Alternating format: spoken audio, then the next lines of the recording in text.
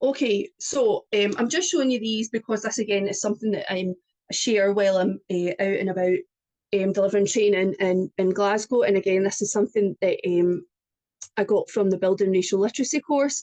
And I think it's a really interesting way to think about your anti-racism journey. And it's just thinking about where you are within that anti-racism journey. So you can see that there's an anti-racism journey as a white person, and then there's also an anti-racism journey for a person of colour. And I mean, it is a long journey to become an actively anti-racist person. And I think before I embarked on some proper training in anti-racism, I thought myself that I was an anti-racist person. And I think I was non-racist, but now I feel I'm more actively anti-racist. I'm more prone to call people out or call people in or whatever if they say something that I find quite offensive or find to be racist. Whereas before, I think I would find it a challenge to open my mouth and say something.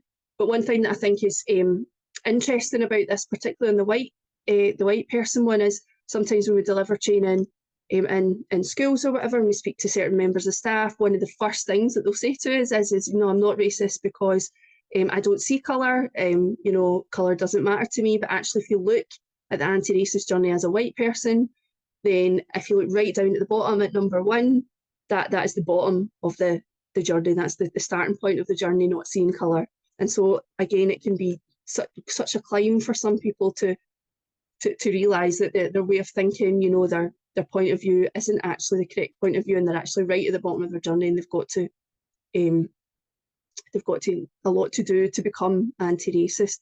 So I just wanted to show you that because that is something that we share as I'm delivering training throughout Glasgow, and I do think it's a really effective wee tool for people to look at, to think about where they are in their journey and how they can improve as a person as well to become more actively anti-racist.